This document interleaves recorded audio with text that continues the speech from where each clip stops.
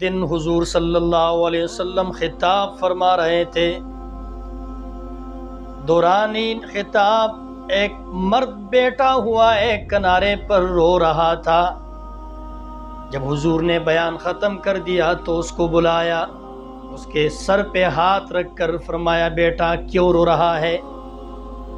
اس نے آگے سے کہا، یا رسول اللہ، میں اکیلا رہتا ہوں، کوئی بیوی نہیں ہے، میرا مکان نہیں ہے، میرے تن پہ لباس نہیں ہے سوائے اس ایک کپڑے کے جو میں باندھتا ہوں اپنے اوپر۔ جب غسل کی ضرورت پیش آتی ہے میں جا کر اس کپڑے کو نکال کر غسل کرتا ہوں، یہ خشک ہو جاتا ہے، اس کو دھو کر پھر جب جو خشک ہوتا ہے میں اس کو لگاتا ہوں۔ اے اللہ کے رسول، میرے پاؤں پہ کوئی چپل وغیرہ نہیں ہے، جوتیاں نہیں ہے، اللہ کے رسول سر پہ ٹوپی نہیں ہے۔ اے اللہ کے رسول، لوگ شادیاں کرتے ہیں، لوگ جو ہے وہ منگنیاں کرتے ہیں، مجھ سے کوئی پوچھتا نہیں ہے کہ تو نے کھایا یا بھوکا ہے۔ اس آدمی کا نام تھا حضرت جلیبیب رضی اللہ تعالیٰ عنہ، صحابی رسول تھے نا۔ اللہ کے رسول نے فرمایا، بیٹے مت رو، تم جاؤ، کوئی آئے گا میرے پاس رشتہ کے لیے، میں تیرے پاس تجھے بھیجوں گا ان کے پاس۔ اس وقت کی جو شادیاں ہوتی تھی، سارے صحابہ کرام حضور کے پاس آیا کرتے تھے کہ ہم اپنی بیٹی کس کو دے، اپنے بیٹے کے لیے کہاں شادی کروائے، اس لیے کہ لوگ جانتے تھے حضور ہم میں سمجھدار ہے۔ آج کل ہم یہی نہیں سوچتے کہ حضور صلی اللہ علیہ وسلم نے ہمیں کیا بتایا ہے کہ کون سی لڑکی کے ساتھ شادی کرو، کون سی کے ساتھ نہ کرو، لیکن اس وقت صحابہ کرام کا ایمان تھا، اللہ پہ مضبوط ایمان رکھتے تھے۔ اللہ کے رسول نے فرمایا کہ جاؤ تم، میں تمہیں اطلاع دوں گا۔ اتنے میں ایک آدمی آ گئے، اس نے کہا، یا رسول اللہ، میری بیٹی ہے، اس کی شادی کرنا چاہتا ہوں، کوئی مناسب سا رشتہ ہو۔ اللہ کے رسول نے فرمایا، تم چلے جانا اپنے گھر، میں آپ کے پاس آدمی کو بھیجوں گا۔ جب وہ چلا گیا گھر، اتنے میں جلیبیب آ گئے۔ جلیبیب ملنگ زمانہ تھے، سارے لوگ اس کو جانتے تھے کہ یہ بیچارہ غریب اور فقیر اور ملنگ ہے۔ اللہ کے رسول نے فرمایا، جلیبیب جاؤ تم فلاں گھر کے اندر، میں نے بات بنائی ہے، بس تم حاضری دے کر آنا۔ جب جلیبیب پہنچ گئے، سلام کر کے، سلام کے بعد اس گھر والوں نے کہا، خیر جلیبیب کیسے آنا ہوا؟ جلیبیب نے کہا، مجھے حضور نے بھیجا، آپ کی بیٹی ہے اس گھر میں اس کے ساتھ شادی کرنا چاہتا ہوں۔ اس گھر والے جو ہے بڑے حیران رہ گئے، جلیبیب تو مشہور ملنگ زمانہ تھا، تو گھر والے بیوی شوہر آپس میں لڑ پڑے۔ بیوی نے کہا کہ میں جلیبیب کو اپنی بیٹی کیسے دوں گی، اس کے پاس تو سلانے کے لیے جگہ کوئی نہیں، کھانے کو کچھ نہیں، لیکن اندر بیٹی آٹا گون رہی تھی، وہ اس طرح ہاتھ کر کے آٹے سے جھاڑ کر باہر نکل آ گئی، اور اپنے ماں باپ سے پوچھا کہ تم کیوں لڑ رہے ہو، کیوں جھگڑ رہے ہو؟ انہوں نے کہا کہ آپ کا رشتہ اللہ کے رسول جلیبیب کے ساتھ کرنا چاہتے ہیں۔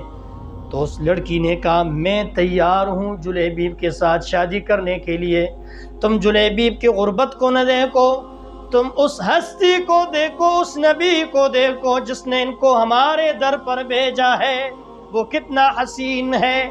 ماذا علی من شم تربت احمد علی اللہ یشم مد الزمان غوالیا۔